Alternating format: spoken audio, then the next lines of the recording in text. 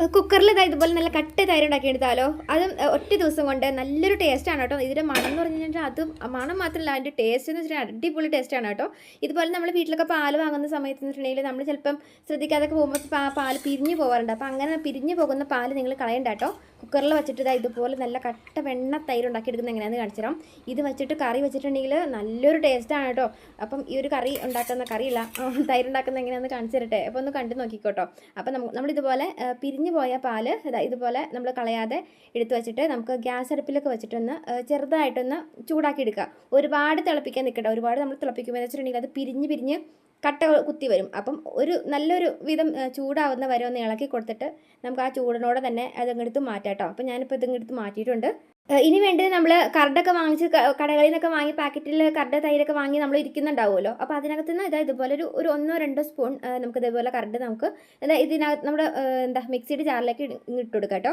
ഇനി അതിനകത്തേക്ക് നമ്മളവിടെ പിരിഞ്ഞു പോയേക്കുന്ന പാലുണ്ടല്ലോ, ആ പാല് കുറച്ച്, ഒരുപാട് വേണ്ട, ഒരു നുള്ള എടുത്തിട്ട് ഇതുപോലെ അങ്ങ് ഒഴിക്കണേ. എന്നിട്ട് നമുക്കത് മിക്സിയുടെ ജാറിൽ നല്ല വെണ്ണ പോലെ ഒന്ന് കറക്കിയെടുക്കാം കേട്ടോ. ഇപ്പോൾ ഞാനിപ്പോൾ ഇത് ഇതുപോലെ നല്ല വെണ്ണ പോലെ തന്നെ നല്ലൊരു തിക്കായിട്ട് നമുക്കത് കട്ട തൈര് പോലെ തന്നെ അത് മിക്സ് ചെയ്ത് കറക്കി എടുത്തിട്ടുണ്ട് കേട്ടോ. ഇനിയിപ്പോൾ നമുക്കുണ്ടല്ലോ ഇതുപോലെ ഒരു കുക്കർ എടുത്തിട്ട് നമുക്ക് ആ കുക്കറിലേക്ക് ഒരു കപ്പോളം വെള്ളം ഇതുപോലെ എടുത്ത് ഒഴിക്കാം കേട്ടോ. ഇതുപോലെ വെള്ളം എടുത്ത് ഒഴിച്ചിട്ട് നമുക്ക് ഇതുപോലെ ഒരു ചെറിയൊരു അടപ്പിൻ്റെ മൂടി അങ്ങനെ എന്തെങ്കിലുമൊക്കെ ഉണ്ടെങ്കിൽ നമ്മൾ ആ കുക്കറിൻ്റെ അകത്ത് ഇതുപോലെ ഇറക്കി വെച്ചിട്ട് ആ ഒരു മൂടിയുടെ മുകളിലേക്ക് ഇറക്കി വെക്കാം കേട്ടോ. ഇനി നമ്മൾ ഈ കുക്കറിൽ വെച്ചേക്കുന്ന വെള്ളം നമ്മളൊന്ന് ഗ്യാസ് അടുപ്പിൽ വെച്ചിട്ട് ഈ ഒരു കുക്കറും വെള്ളം കൂടെ കൂടിയിട്ട് ഒന്ന് ചെറിയ ചൂടിനോടെ തന്നെ നമുക്കത് വീണ്ടും ഇതുപോലെ ഒന്ന് ഞാനിപ്പോൾ ഇറക്കി വെച്ചിട്ടുണ്ട് കേട്ടോ. ഈ വെള്ളത്തിന് ചെറിയ ചൂടിനോടെ ഇരിക്കുമ്പോൾ തന്നെ നമുക്ക് ഇതുപോലെ ഒരു സ്റ്റീലിൻ്റെ പാത്രം, നമ്മൾ ഉണ്ടാക്കാൻ വെച്ചേക്കുന്ന പാത്രം ഇതുപോലെ തന്നെ അപ്പം തന്നെ ഇറക്കി വെച്ച് കൊടുക്കാം കേട്ടോ. ഇനി നമ്മൾ ആ പിരിഞ്ഞു പോയ പാലുണ്ടല്ലോ ചൂടാക്കി വെച്ചേക്കുന്ന ആ ചൂടാക്കിയ പാല് ചെറു ചൂടിനോടെ, ചൂടാറാനായിട്ട് വെയിറ്റ് ചെയ്തിട്ട് ചെറു ചൂടിനോടെ നമ്മൾ ആ ഒരു പാത്രത്തിലേക്ക് ഇതുപോലെ ഒഴിച്ചു കൊടുക്കണം. ഇനി നമ്മൾ അവിടെ അടിച്ചു വെച്ചേക്കുന്ന ഇതുണ്ടല്ലോ അത് നമുക്ക് ഇതുപോലെ കുറച്ച് ഒഴിച്ചു കൊടുക്കുക. പിന്നെ നമ്മൾ പിരിഞ്ഞു വയ്ക്കുന്ന പാല് കുറച്ച് ഒഴിച്ച് വെച്ചിട്ട് പിന്നെ ഈ ഒരു അടിച്ചു വെച്ചേക്കുന്നത് ഇതുപോലെ ഒന്ന് മിക്സ് ചെയ്ത് കൊടുക്കാം കേട്ടോ. അങ്ങനെ ഇതുപോലെ ഒന്ന് ഫുള്ളായിട്ട് ഇളക്കിയിട്ട് നമുക്കൊന്ന് കൂട്ടി ഇളക്കിയിട്ട് ഒന്ന് യോജിപ്പിച്ച് വെച്ച് കൊടുക്കാം. ഇതുപോലെ ഒന്ന് ഫുള്ളായിട്ടൊന്ന് ജസ്റ്റ് ഒന്ന് നന്നായിട്ടൊന്ന് കൂട്ടി ഇളക്കി മിക്സ് ചെയ്ത് കൊടുക്കണം കേട്ടോ. നന്നായിട്ട് അത് ഫുള്ളായിട്ടൊന്ന് ഇളക്കി കിട്ടണം കേട്ടോ. ഇനിയിപ്പോൾ നമുക്ക് എന്താ ചെയ്യേണ്ടതെന്ന് വെച്ചിട്ടുണ്ടെങ്കിൽ ഇതുപോലെ നമുക്ക് വീട്ടിലുള്ള പച്ചമുളക് ഉണ്ടല്ലോ, ഈ 2 പച്ചമുളക് ഇതുപോലെ ഇട്ട് കൊടുക്കാം കേട്ടോ. നമ്മുടെ ആ ഒരു ഇതിനകത്തേക്ക് ഇതുപോലെ ഇട്ട് കൊടുത്തിട്ട് നല്ല കറിവേപ്പിലയുടെ ഒരു തണ്ടും കൂടെ ഇട്ട് കൊടുക്കാം.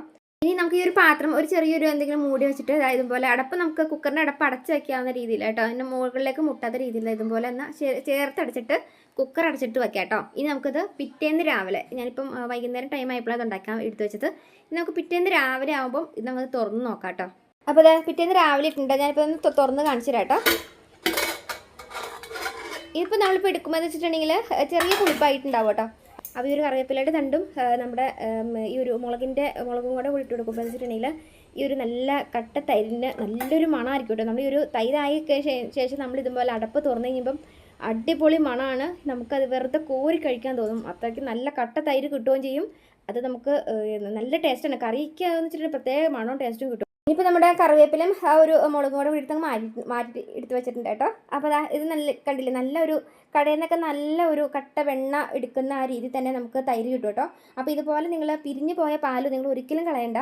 ഇതുപോലെ ഉണ്ടാക്കി എടുക്കുകയാണെങ്കിൽ നല്ല കട്ട തൈര് കിട്ടും കേട്ടോ. അപ്പം ഇതിന് നല്ല മണവും ടേസ്റ്റാണ്. കാരണം നമ്മൾ ആ ഒരു കറിവേപ്പിലയുടെ ഒരു ടേസ്റ്റ് വന്നിട്ടുണ്ട്. അതുപോലെ തന്നെ ആ ഒരു പച്ചമുളകിൻ്റെ ഒക്കെ ഫ്ലേവർ, അത് നല്ലൊരു ടേസ്റ്റാണ് കേട്ടോ. ഇത് പറഞ്ഞിട്ട് അറിയാൻ പറ്റില്ല, നിങ്ങൾ കഴിച്ച് നോക്കുമ്പോൾ നിങ്ങൾക്ക് മനസ്സിലാവത്തുള്ളൂ.